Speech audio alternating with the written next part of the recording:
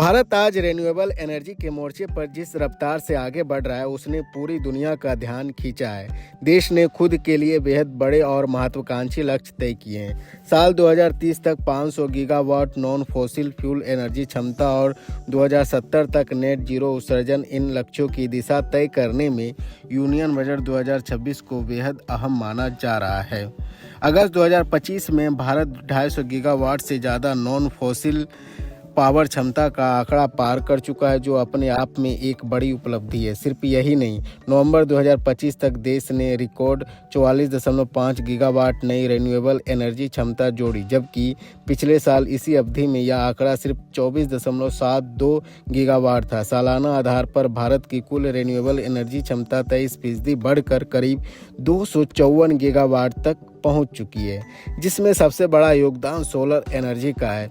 Solar क्षमता अब 132.85 gigawatt के स्तर पर पहुंच चुकी है। अब सवाल यह है कि बजट 2026 से रिन्यूएबल एनर्जी सेक्टर को क्या उम्मीदें हैं। एक्सपर्ट्स का मानना है कि अब सिर्फ बड़ी घोषणाओं से काम नहीं चलेगा, बल्कि जमीनी स्तर पर प्रोजेक्ट्स को तेजी से पूरा कराने पर फोकस होना चाहिए। खास तौर पर रूफटॉप सोलर और कमर्शियल इंडस्ट्रियल ग्राहकों के लिए हाइब्रिड सॉल्यूशन को बढ़ावा देने की ज़रूरत है, ताकि बिजली उत्पादन भी केंद्रीकृत हो, ग्रिड पर दबाव कम पड़े और क्लीन एनर्जी को अपनाना आसान बने। एनर्जी सेक्टर अब एक निर्णायक मोड़ पर खड़ा है। आगे की सबसे बड़ी ज़रूरत है सस्ता और लंबे समय के लिए ग्रीन फाइनेंस। अगर डिस्ट्रीब्यूटेड सोलर और हाइब्रिड सिस्टम को बड़े पैमाने पर लगाना है तो फाइनेंसिंग की लागत कम करनी ही होगी। इसके साथ ही कार्बन मोनेटाइजेशन जैसे सिस्टम को मजबूत करने की मांग भी जोर पकड़ रही है, ताकि कंपनियों को साफ ऊर्जा अपनाने से सीधा आर्थिक फायदा दिखे।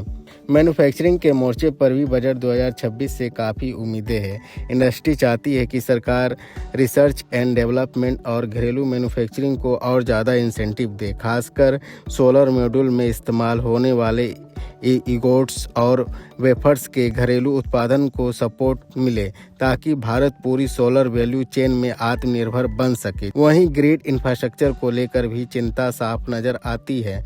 एक्सपर्ट्स मानते हैं कि रिन्यूएबल एनर्जी की बढ़ती हिस्सेदारी को संभालने के लिए transmission network, grid monetisation, digital grid management और बेहतर फोरकास्टिंग सिस्टम में बड़े निवेश की ज़रूरत है। अगर ग्रिड तैयार नहीं हुआ तो इतनी बड़ी मात्रा में बनने वाली रिन्यूएबल बिजली का पूरा फायदा नहीं मिल पाएगा।